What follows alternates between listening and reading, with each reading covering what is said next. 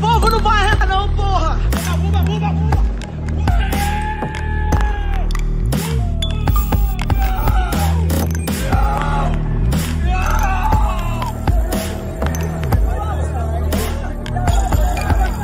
O que aconteceu? Deus tem misericórdia demais.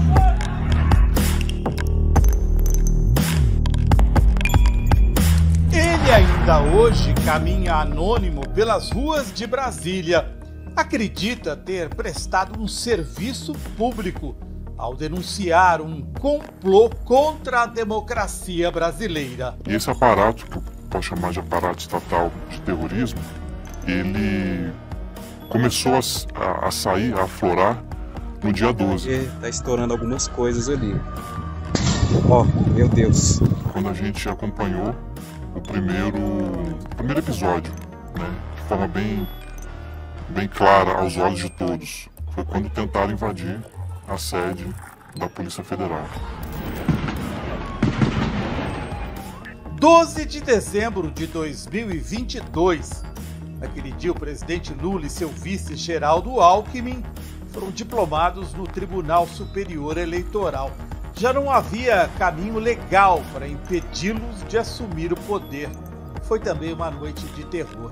Então o que a gente viu aquele dia foi o começo da parte física, da parte visual desse terrorismo de Estado que já estava implementado no país, principalmente nos últimos 4 anos que a gente viveu. Ele se refere ao período em que Jair Bolsonaro, ex-capitão do Exército, governou o Brasil tendo como vice um general, Hamilton Mourão. Eu tenho 3 alternativas para o meu futuro: estar preso, ser morto ou a vitória. Enquanto eles estavam no poder, o número de militares em cargos civis disparou. Agora vejam o salto do número de militares em cargos de primeiro e segundo escalões. O homem que não podemos identificar é um civil ligado à Polícia Federal que serviu no Palácio do Planalto. Já em dezembro, ele fez a denúncia de que um golpe contra o presidente eleito Lula estava em andamento ao repórter Henrique Rodrigues, da revista Fórum, que mora em Lisboa, Portugal. Quando a gente analisa aí a participação, né, dos agentes do GSI naquelas concentrações extremistas lá em Brasília, tudo que se passou depois no próprio 8 de janeiro, né, na invasão da sede dos 3 poderes lá, tudo isso corroborou aquilo que nós vínhamos desde o início mostrando. Servidor da PF lotado na presidência acusa GSI por terror em Brasília, dizia a manchete da revista Fórum. O Gabinete de Segurança Institucional, GSI, foi criado oficialmente em 1999. À época, aproximadamente 1.000 militares, 95% do corpo praticamente o Exército Brasileiro, né, e o restante de outras forças. Né? O GSI foi acumulando poderes em governos civis. E os militares acabaram fazendo a ponte com a sociedade civil no sentido de buscar informações e buscar atribuições que não eram necessariamente militares. Segurança cibernética, a segurança nuclear, né? Fora isso, existe lá dentro uma grande rede de informações. Foi montada uma grande rede de análise de dados e informações de todos os cidadãos brasileiros. Tudo passa por lá. No topo da hierarquia, durante o governo Bolsonaro, o general Augusto Heleno. Uma mistura do Batman, Superman, Mandrake. E a figura central nesse episódio chama-se Gabinete de Segurança Institucional, Exército Brasileiro, não deixa de ser Exército Brasileiro, e o general Heleno, Augusto Heleno. O general Heleno respondeu à denúncia pelo Twitter. Citou o repórter Henrique Rodrigues e disse que o entrevistado da Fórum era uma fonte desqualificada e mentirosa. Eu respondi por nota a acusação injusta de um suposto agente da Polícia Federal lotado na presidência da República, que até hoje eu não sei quem é, porque existe a tal proteção da fonte, que foi publicado na revista Fórum, sem que eu pudesse oferecer qualquer contraditório, porque não chegou a mim nada. Ele falou lá com o repórter e isso não passou por mim. Nem eu, e muito menos o GSI, fomos mentores ou participamos desses atos lamentáveis. O general Heleno está mal informado. É mentira que a Fórum não consultou o GSI sobre a reportagem. Esta mensagem de correio eletrônico foi enviada pelo repórter Henrique Rodrigues às 13h37 da tarde, do dia 13 de dezembro de 2022. A resposta do GSI, dizendo que eram acusações de má-fé com interesses escusos, chegou às 4h48 da tarde. Foi publicada junto com a denúncia do servidor da Polícia Federal. No mesmo dia da diplomação de Lula, 12 de dezembro de 2022, uma caravana de bolsonaristas foi até o Palácio do Alvorada, a residência oficial. Bolsonaro havia sido derrotado nas eleições 43 dias antes, que jamais admitiu. O encontro foi transmitido pela página do Facebook de Bolsonaro, que tem 15 milhões de seguidores. Foram 67 mil compartilhamentos, 424 mil curtidas. Intervenção militar com Bolsonaro no poder, dizia a faixa. A gente vem caminhando ao longo desses últimos 4 anos com chamadas operações psicológicas, né? Nada mais do que são guerras híbridas de informações ou promovendo uma dissonância cognitiva em grande parte da população, que passou a acreditar em algumas informações, em alguns conteúdos, em algumas verdades que na verdade não são verdades, né? Elas são feitas para confundir, para iludir e para criar um teatro de operações. E nesse teatro você tem vários atores. E nesse dia 12, a ideia era exatamente criar essa forma de atuar sem ser percebido. É o reino das fake news. A fraude teria sido comprovada, anulando a vitória de Lula. Mentira. O ministro Alexandre de Moraes, inimigo número 1 do bolsonarismo, teria sido preso. Outra mentira. O exército teria evitado a posse de Lula. Mais uma mentira. Aquele pessoal do acampamento, eles viviam um mundo paralelo, né? Eu tive algumas vezes no acampamento, conversei com algumas pessoas. Eu teve um que me abordou um dia lá, que ele falou pra mim que ele era um extraterrestre, que ele estava ali infiltrado e que assim que o exército tomasse, os extraterrestres iam ajudar o exército a tomar o poder. Olha nós, general! A gente ouve algumas autoridades falando que quando efetuavam as prisões, eles gritavam que na hora da entrada na sala de oitiva, que a NASA estava filmando eles. Eles diziam que aquela era uma ação, que também o Biden participava daquela ação para controlar os corpos. Biden, presidente dos Estados Unidos. Então, o nível de alucinação, de desconexão com a realidade era uma coisa um pouco fora do comum. Loucura, mas com método. Mesmo depois de Lula diplomado, estas mulheres declararam uma primavera brasileira diante do tiro de guerra de Tupã, no interior de São Paulo. Presidente Bolsonaro, liberte a nação brasileira do comunismo, pediam dos cartazes. A alimentar a esperança dos bolsonaristas, mensagens cifradas. Alguma coisa fora do normal poderia acontecer. O general Braga Neto, candidato derrotado a vice, apareceu em público diante do Palácio do Alvorada no dia 18 de novembro. Vocês não percam a fé. Não, vamos lá na frente do Comando Militar Nordeste. Estamos na frente do Comando Militar Nordeste com o general Índia. De amarelo, a esposa do general Vilas Boas que foi assessor do GSI durante o governo Bolsonaro, visitou o acampamento do QG do Exército a apenas 3 dias da posse de Lula. Maria Aparecida fez a saudação de quem está pronta para a guerra. Pelo Brasil, né? Brasil, selva. Selva. O discurso de ódio de gente famosa logo depois da vitória de Lula ajudou a provocar fervor. Nelson Bezerra. E aí, Nelson? Pai, vamos botar esse Lula, filha de uma puta, pra fora disso. É isso aí. Um abraço. Brasil, acima de tudo. Deus, acima de todos. E o Lula lá no cemitério, filha de uma puta. O estímulo que deu a cada bolsonarista a ideia de que poderia ser um herói e salvar o Brasil. Um fervor quase religioso.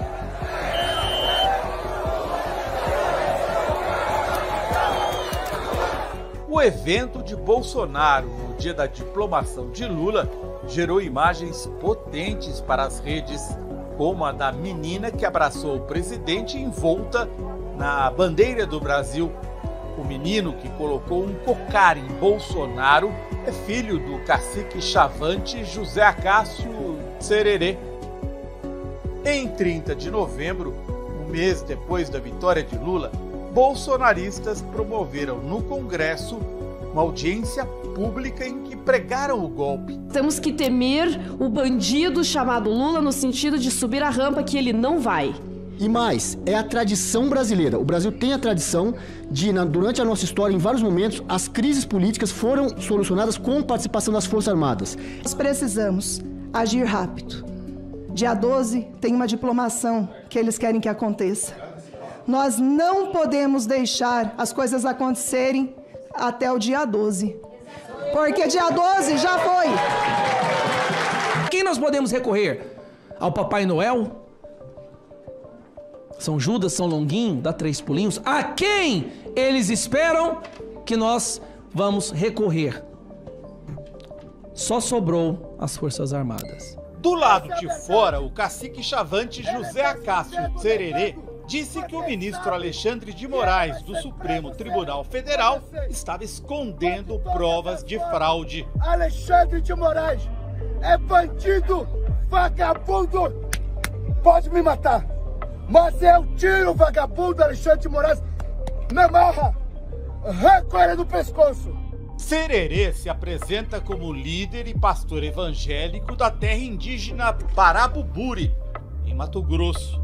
Em 2020, foi candidato a prefeito de Campinápolis pelo partido de extrema-direita Patriota. Teve 689 votos, menos de 10%.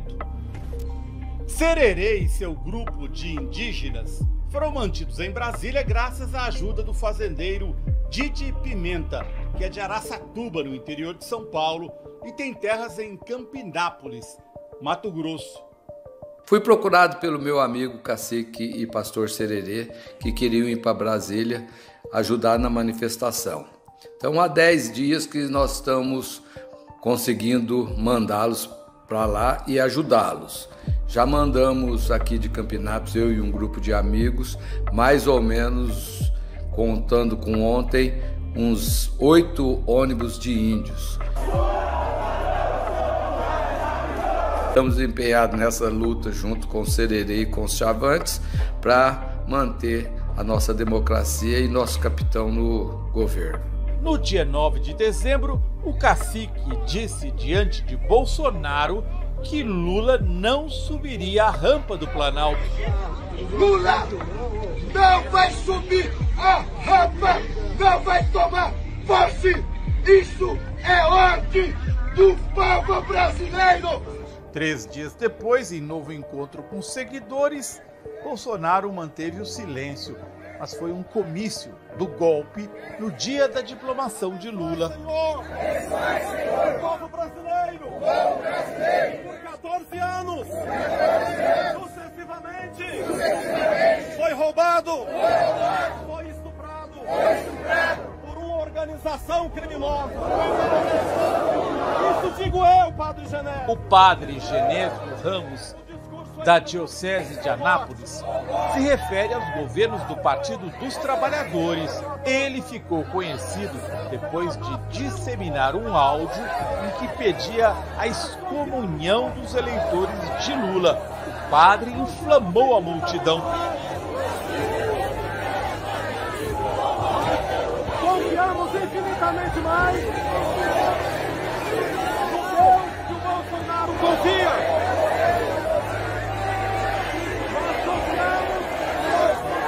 Usando a religião, fez um apelo à guerra.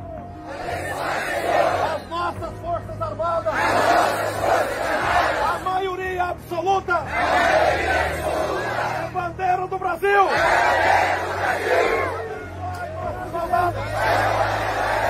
A inteligência, para que nunca presta incontinência, para um bandido safado.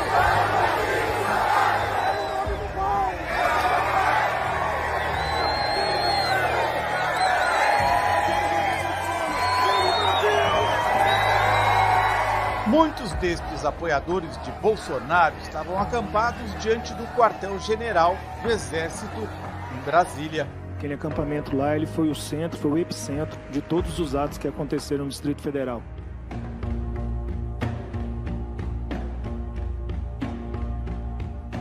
Visitamos a Praça dos Cristais, diante do Comando Militar do Planalto. Por aqui se espalhou o acampamento bolsonarista.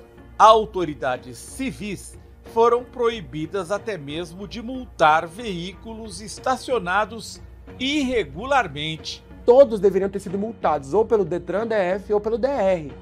Mas a Polícia do Exército, ela dizia para o Detran, aqui nós estamos autorizando, aqui o Detran não multa. Quer dizer, criou-se um ambiente legalizado para aquele tipo de manifestação golpista. Um ofício assinado pelo coronel Fabiano da Silva, chefe do Estado-Maior do Comando Militar do Planalto, transformou a frente do QG em lugar de comício. Um dos primeiros ofícios, no início de novembro, é um ofício à Secretaria de Segurança Pública dizendo que autorizou um carro de som para o acampamento e disse qual era a marca do carro de som. Ele intermediou.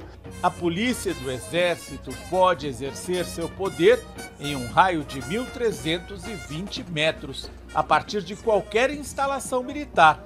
Mas ela se omitiu, mesmo diante do indício de vários crimes. A gente já tinha informações de que estava acontecendo um comércio de tendas, né, que a pessoa montava a tenda ali, deixava vazia e alugava para o ambulante durante o dia vender as coisas. Aluguel de 500, 600 reais. Nós já tínhamos denúncia a respeito da máfia do Pix. Como é que é essa máfia do Pix? A máfia do Pix eram várias lideranças dentro lá do acampamento que se diziam lideranças, né, e ficavam... O senhor tem nome dessas lideranças? Não, senhor. Isso interessa muito a STPI. Eu não tenho. Mas eles ficavam no acampamento, né, e ao tempo inteiro pedindo para as pessoas que estavam ali fizessem Pix, né, exatamente com a intenção de manter o acampamento. Houve denúncia de desvio de dinheiro feita por um jornalista aliado de Jair Bolsonaro, Oswaldo Eustáquio. E essas cozinhas do quartel-general de Brasília arrecadaram mais de 5 milhões de reais e gastaram 150 mil com banheiro químico e comida, e embolsaram o resto. Um dos líderes do acampamento, que fazia lives diárias, foi o youtuber João Salas, que nesta foto aparece ao lado do então presidente Bolsonaro. Semanas antes, Salas havia sido alvo de uma denúncia pública de um colega de acampamento. E eu acredito que se instaurando um caos, se instaurando uma situação nesse sentido. Ela foi narrada na Comissão Parlamentar de Inquérito da Câmara Distrital de Brasília. Ali chegou o absurdo de eu receber um dia um líder chamado Renan Senna, né? E o Renan Senna, eu lembro dele porque eu tive muito problema com ele no dia 7 de setembro de 2021, né? Fez um vídeo, né? Botou nas redes sociais acusando um outro líder conhecido de todo mundo chamado João Salas de ter cometido estupro dentro do acampamento. Esse vídeo, mostrei inclusive esse vídeo na época, em uma das reuniões que nós tivemos no Exército, né, para poder ver que nível que estava chegando a coisa, né? A gente já tinha informações de tráfico de droga, de ambulante, de prostituição. Apesar da gravidade das denúncias, tentativas de acabar com o acampamento foram bloqueadas pelo Comando Militar do Planalto. O Exército impediu a demolição do acampamento? Como aquela área é uma área do Exército, a gente não tinha o poder de atuar lá dentro sem autorização do Comando Militar do Planalto. Então, por 3 vezes, o Comando Militar do Planalto solicitou à Secretaria de Segurança Pública que fosse feito o planejamento, solicitou apoio. A gente chegava nas reuniões, a gente tinha a expectativa que era para tratar da retirada do acampamento. Mas quando chegava nas reuniões, das tratativas para que fossem produzidos os protocolos, a gente meio que era surpreendido, porque o Comando Militar do Planalto, ele informava que as operações que fossem desencadeadas dentro do DCMU era apenas para tirar o comércio irregular de ambulantes, que não era permitido, por exemplo, tocar nas barracas dos acampados, dos manifestantes. A gente não poderia mexer na cozinha coletiva, não poderia mexer na tenda religiosa que foi montada. A gente Isso não o Exército poderia... dizendo, né? Sim, senhor. A orientação que a gente tinha era essa. Nenhuma instituição que tinha a obrigação, ou tinha o poder, ou tinha a capacidade de dizer que aquele acampamento era ilegal, o fez. Então, em nenhum momento aquele acampamento podia incomodar, não vou entrar nesse mérito, mas nenhuma instituição disse esse acampamento é ilegal. E nós resolvemos estabelecer o que nós chamamos de estratégia indireta para desmobilizar o acampamento. Com a polícia do Exército omissa e as autoridades civis impedidas de atuar, o acampamento de Brasília se transformou em lugar de agitação. Muita gente saiu daqui para o quebra-quebra do 12 de dezembro, data da diplomação de Lula. Então essa descida, essa organização partiu de lá. Então teria que ter uma resposta à diplomação naquele dia. Então talvez a escalada da violência tenha aumentado por conta da agitação. Uma vez você risca um fósforo, se você tem ali pessoas que sabem como é que funciona o fogo, elas vão promover uma baderna generalizada e vão promover uma dissonância. A tentativa de invadir a sede da Polícia Federal foi atribuída à prisão do cacique Chavante Tsererê, determinada pelo ministro Alexandre de Moraes. Bolsonaristas seguiram a viatura que levava o cacique preso até a sede da Polícia Federal. Pessoal, Clio Irano aqui numa situação atípica, levaram preso o Sererê. Eu peço para que as pessoas que têm contato aqui em Brasília venham aqui para a Polícia Federal. Porque a mulher que fez a live é Clio Damião Irano, uma monarquista que foi candidata a prefeita de Tupã, no interior de São Paulo. O clima esquentou. Tem duas coisas, é matar ou morrer, um dos dois nós temos. É hoje que a gente vai ter a GLO que a gente está tanto procurando, viu? Bolsonaro ainda estava no poder, Clio se refere à GLO, a garantia da lei e da ordem, que um presidente pode decretar numa situação caótica, dando poder ao exército de assumir o controle das ruas. A gente está aqui para garantir a lei e a ordem. Gravem o nome, o rostinho de cada um, pessoal. Peço para que você compartilhe essa live, pessoal, para que possamos estar chegando o maior número possível de defensores dessa pátria. Quero ver segurar todo mundo. Para quem supostamente agiu no calor da hora e sob emoção, até que eles foram muito eficazes, né? Os bolsonaristas tocaram fogo num carro e bem diante de um posto de gasolina. Tá estourando algumas coisas ali. Ó, meu Deus. Cara. Depois caminharam até esse gradil, pegaram os botijões de gás e espalharam pelas ruas de Brasília.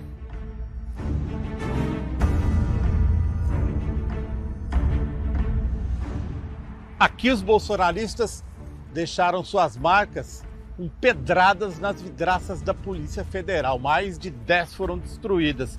Mas isso não foi tudo, não.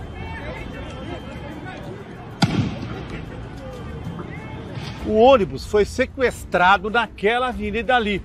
Bolsonaristas assumiram o controle, fizeram o contorno aqui e queriam jogá-lo em chamas contra o prédio da Polícia Federal. Um dos momentos mais dramáticos daquela noite. O flagrante foi feito de algum prédio deste lado.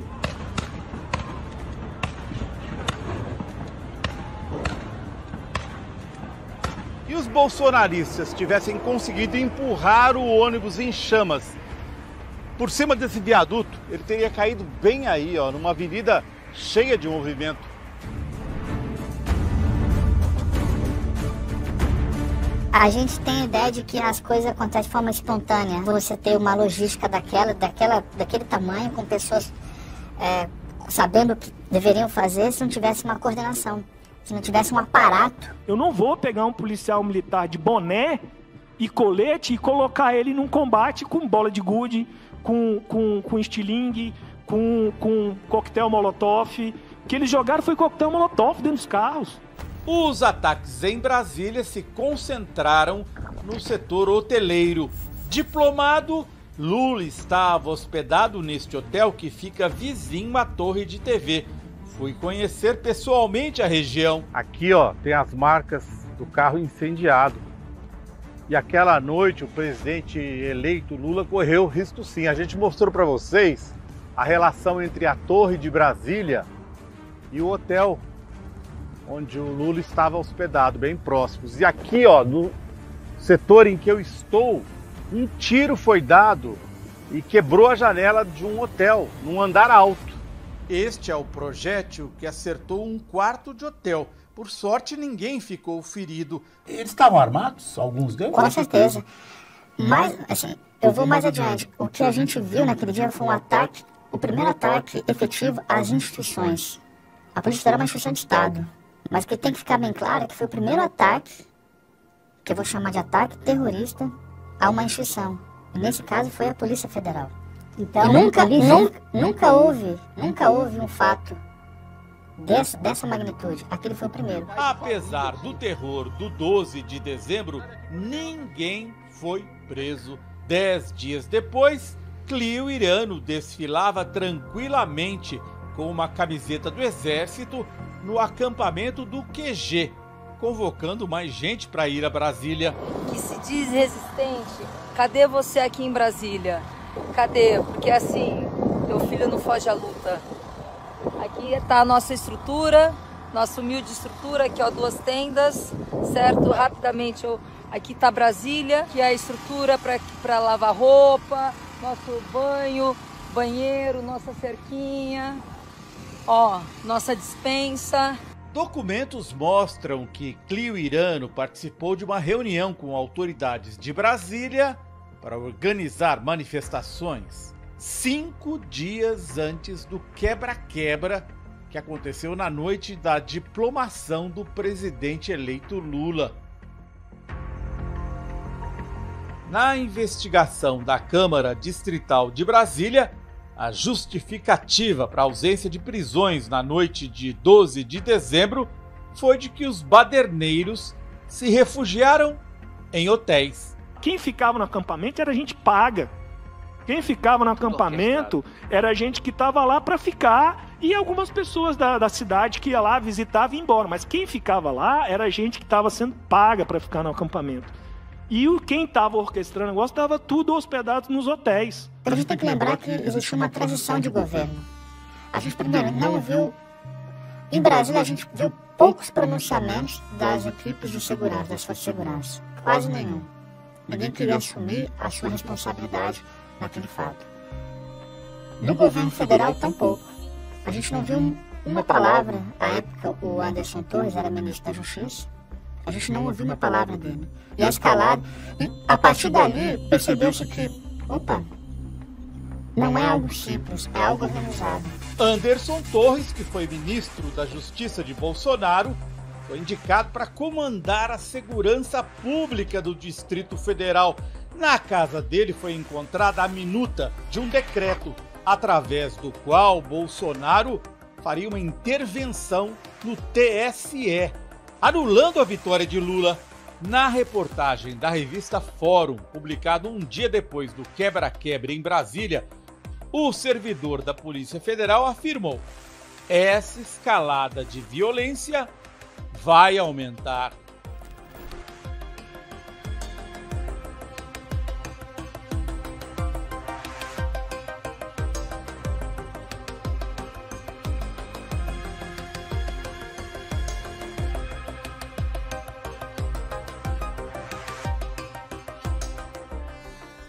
De fato, aconteceu.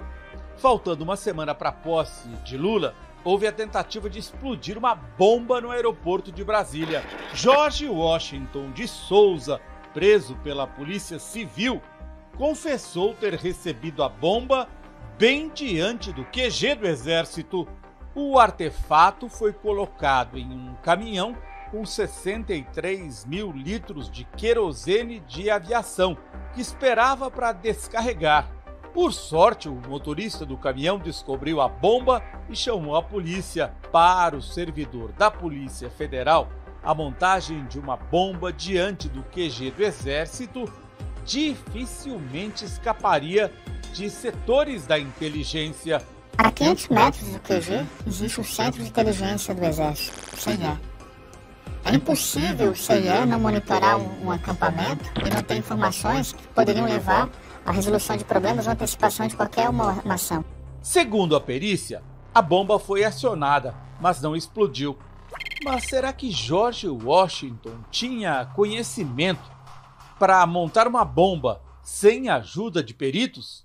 É impossível alguém que não tenha conhecimento algum de manipulação de explosivos coordenar, planejar e executar uma operação dessa sem ter uma fonte que saiba fazer isso, saiba operar dessa forma. Você acha que o George Washington foi um laranja do GR? Sem dúvida, sem dúvida, sem dúvida, sem dúvida.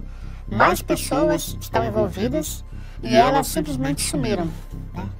Como se fosse um jogo de fumaça. Em seu primeiro depoimento à justiça, George Washington disse que recebeu a bomba pronta no acampamento. Não explicou de quem. E foi entregue para mim no dia 23 pela manhã. E eu conectei ele no dia 23 à noite e entreguei pro Alan. Foi o senhor que encomendou a vinda desse artefato do Pará para cá? Não, esse artefato chegou aqui dentro do acampamento, senhor.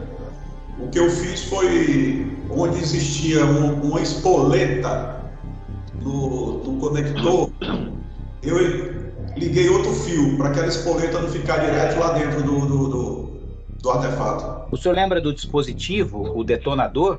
Tinha? Tinha um tipo um rádiozinho pequeno, senhor.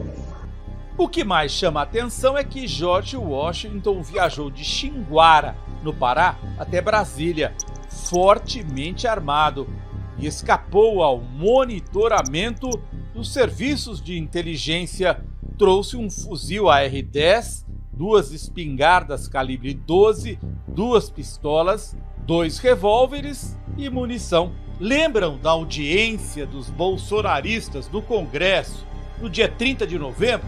Lá estava George Washington, gravando vídeos. Foi nesta audiência que ele disse ter conhecido o comparsa Alain Diego dos Santos, que confessou ter colocado a bomba no caminhão. George agora diz que não tem nada a ver com a explosão no aeroporto. A conversa que houve lá foi que era para colocar no pé de um poste duplo, aqueles postes duplos, não são torres de transmissão.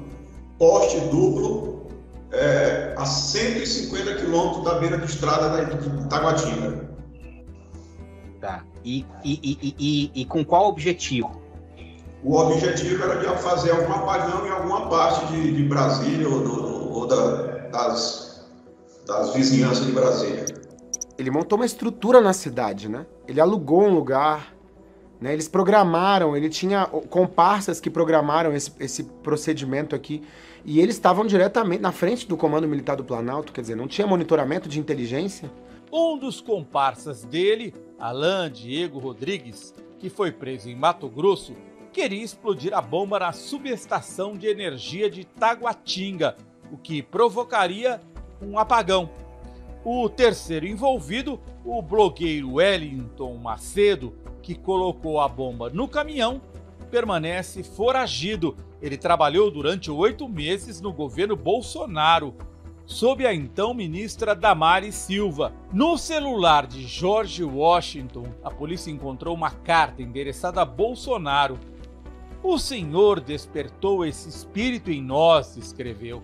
Em quase todos os seus pronunciamentos, o senhor falou: o povo armado jamais será escravizado. Fomos ao local onde o caminhão que seria alvo da explosão estava estacionado.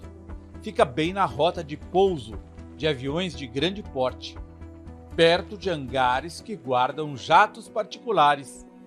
Há um posto de gasolina a 300 metros e vários outros de querosene de aviação dentro do aeroporto. Olha só quantos caminhões de querosene para abastecer os aviões nessa área que poderia ter sido atingida por uma explosão. Olha lá um avião pousando. E a ironia é que aqui do lado fica uma sede da Polícia Rodoviária Federal. Corria o risco também de ser atingida. O servidor da Polícia Federal, ouvido pela revista Fórum, levanta outras dúvidas sobre o episódio da véspera do Natal. O caminhão que estava estacionado, ele, ao se deslocar, ele entraria no aeroporto, não? Sim. E entraria com a bomba. Sim, entraria com a bomba. Quem é que saberia do horário exatamente? E por que um caminhão de tal empresa, naquele horário, naquele dia? O aeroporto estava cheio, estava lotado, era véspera de Natal. As pessoas estavam viajando, as suas famílias estavam viajando. Imagina quantas pessoas iam morrer. George Washington disse que o objetivo era provocar estado de sítio, faltando uma semana para o fim do governo Bolsonaro. A gente tem relatos do próprio terrorista, o George Washington, de que uma mulher chegou a aproximar, chegou a se aproximar dele para indicar pontos na cidade. Um outro... Torres de transmissão. Torres de transmissão. Quem sabia que essas torres de transmissão numa região aqui de Brasília, região administrativa, ela é responsável pela transmissão, pela chegada da energia em alguns pontos essenciais aqui da cidade. Quem sabia disso? O Jorge acho que veio do Pará, veio de uma cidade que não tem fio, ele procurou no Google, na internet, isso é impossível.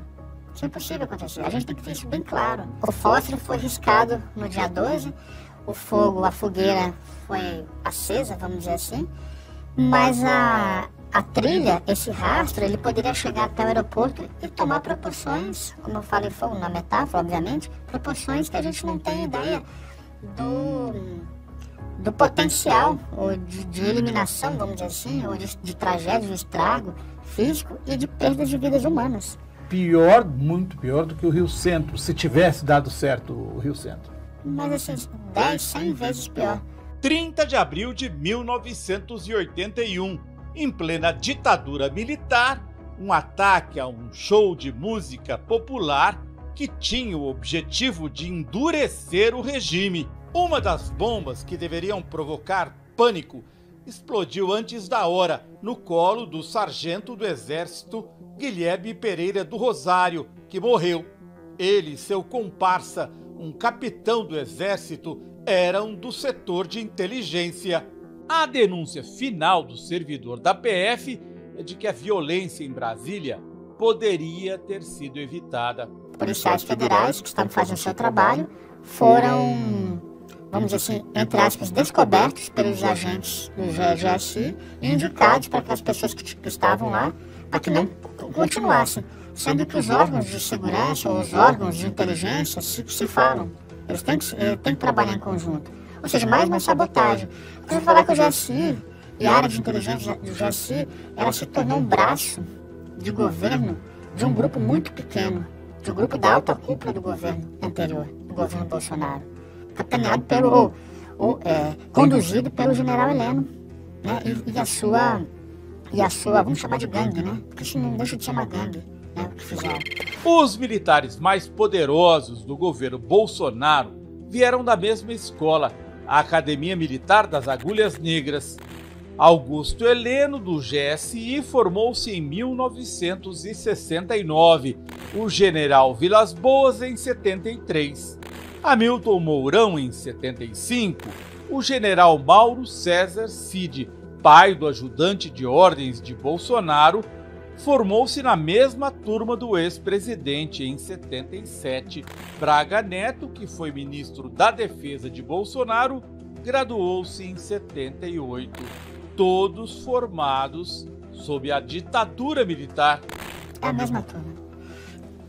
E a mesma turma mesmo, são militares da década de 70 e 80, formados nas turmas da AMAN, na década de 70 e 80, que hoje assumiram posições do alto oficialato, ou seja, da alta cúpula das Forças Armadas, como a gente sabe.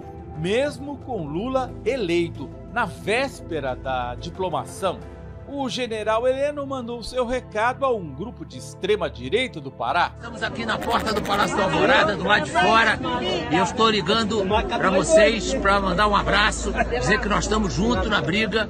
Nem é uma briga, é nessa construção do Brasil melhor. E não vamos desistir, vai dar certo, confiem em Deus e em nós. Um grande abraço. Heleno é da turma que, durante a ditadura militar, aprovou a publicação de 17 atos institucionais.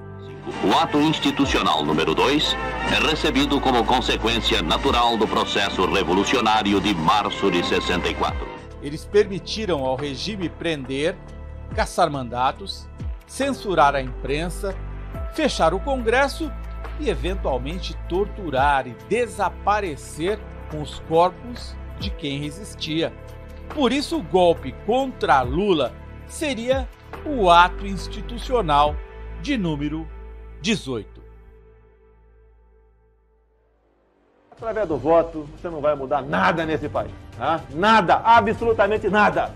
Você só vai mudar, infelizmente, quando um dia nós partimos para uma guerra civil aqui dentro. Né? E fazendo um trabalho que o regime militar não fez. Matamos 30 mil. Pela memória do coronel Carlos Alberto Brilhante Ustra, o pavor de Dilma Rousseff. Vamos fuzilar a petralhada aqui do Acre. Se você fosse hoje o presidente da República, você fecharia o Congresso Nacional? Não há a menor dúvida, daria golpe no mesmo dia. Eles tentaram com o bloqueio das estradas nos dias subsequentes ao segundo turno, tentaram no dia 12 de dezembro, tumultuando a diplomação do presidente Lula, tentaram no dia 24 de dezembro, explodindo o aeroporto de Brasília. Os acampamentos militares, ou na porta das instituições militares, eram acampamentos que tinham esse intuito. Então o dia 8 ele não está desconectado de uma visão estratégica. Importante acentuar isso. Havia um plano, havia uma visão estratégica que levou ao 8 de janeiro.